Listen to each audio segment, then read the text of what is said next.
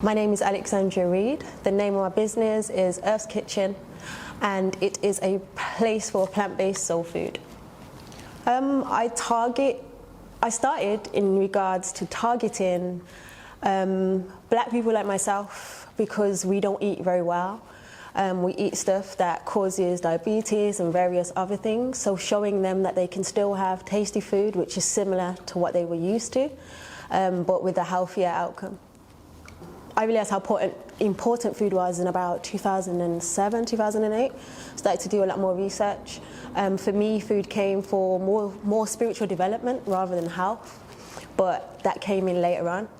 I realised that it was something that society needed, and they weren't viewing food the way I was. They were just literally eating whatever they felt to eat because that's what they were used to eating, that's what their upbringing had. So I just came to kind of change everything up. I started with juices, so I started literally juicing, bottling juices and rolling around with me and one cooler, which literally took me all morning, and it got me repetitive strain injury on my arm. That's how much I was doing per day. After that literally evolved into me doing snacks, so dried snacks that's basically healthy for you, not fried, and have all the benefits that you need. Which then evolved into cooking classes and teaching people how they can cook stuff in their home with their children and getting the recipes in the home. So if you start with the children, obviously, if you combat how they are, then that changes the future itself. From that evolved into a pop-up, and I was literally doing 1 day a week, which evolved to 2 days a week, which then evolved to me having a spot in Sutton, which was a market spot. So it was just literally starting from scratch, what I could get, and then it's now evolved into a shop, which I've expanded into a second shop. Yeah, it's interesting. First and foremost, breathe. The things that we go to say straight away are not the things that we are meaning. It's more time from emotion. So if I'm feeling stressed at that moment, I try not to speak straight away. I just try and breathe, try and collect my thoughts and try and figure out what the best way is and try and figure out what's that teaching me, because when something may be seen as negative, it's not negative. You know, it's something that's teaching you something. So taking the wisdom, extracting the wisdom from that, using that as the key to open that next door. And meditation, most definitely. If I don't meditate, my head's all over the place. And clutter. If I don't declutter my home, then my mind's a mess. It's literally a reflection of what's going on the inside. So those are some of my coping mechanisms, as well as music. Be patient with yourself. Everyone has to start somewhere, and you're going to have the thoughts that are running through your mind. Meditation isn't stillness and just nothing. You're going to have those things that are coming because those are the things that I've been wanting to communicate with you for how long, and then now you're silent. You can then hear the voices inside of you that are like, why aren't you doing this? And how come you're doing that? And why are you standing over there? Just observe. Don't entertain. Don't interact.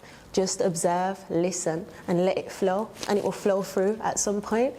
You could focus on specific things within the room, whether that be a wall or an image, and just focus on that image, and that will help your mind quieten down itself.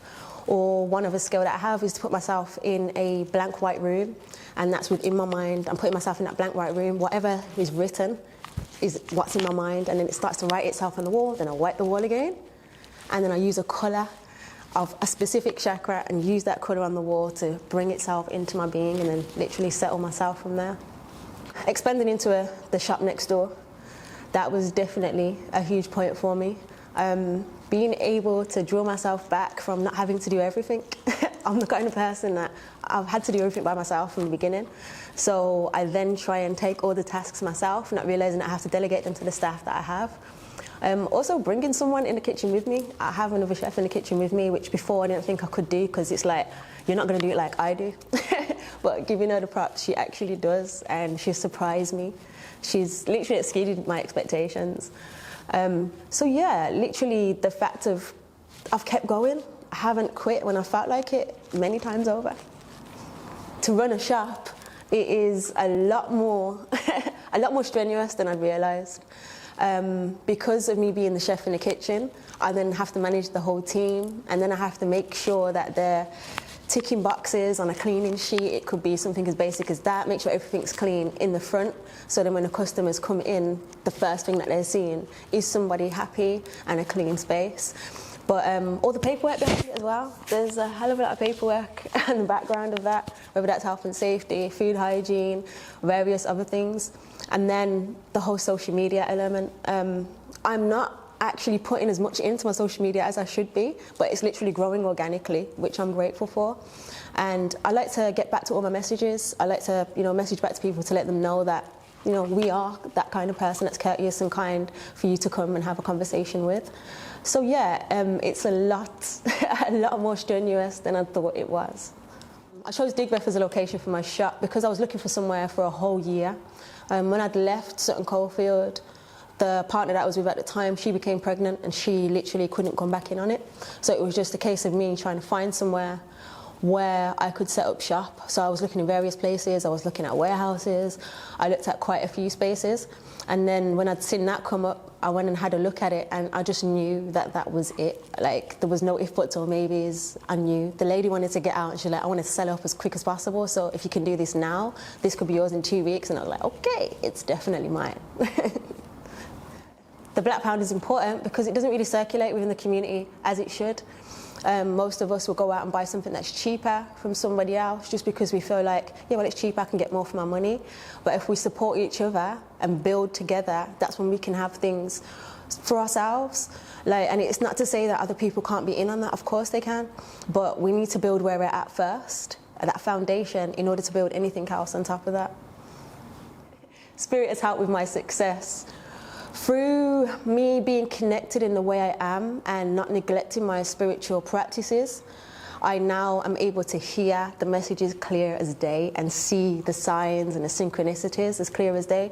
So I know when they're saying, no, that's not for you. So I listen, I feel, I sit on it for a minute before I just try to make that ultimate decision. I am an Aries rising, so I like to just go head first with something, and half the time I don't think. So with Spirit, you have to just sit back. How do I feel? How does this feel? How does that person feel? Is that someone I can collaborate with? Various other ways in that way. I've tuned in a whole lot more to myself, so I'm able to hear them properly. A lot of people are going through spiritual journeys right now, and they're having to because they're stuck at home and nothing's really going on for them outside. It's because they need to sit down with self right now and start observing who they are, because everything else is just a distraction. You're running away from who it is that you are and the things that you need to deal with. But we're all going through it. It's a joint journey. It's not a case of someone being solely by themselves. There is people to reach out to that you can speak to. There are communities that you can be a part of, so they can help you grow as well.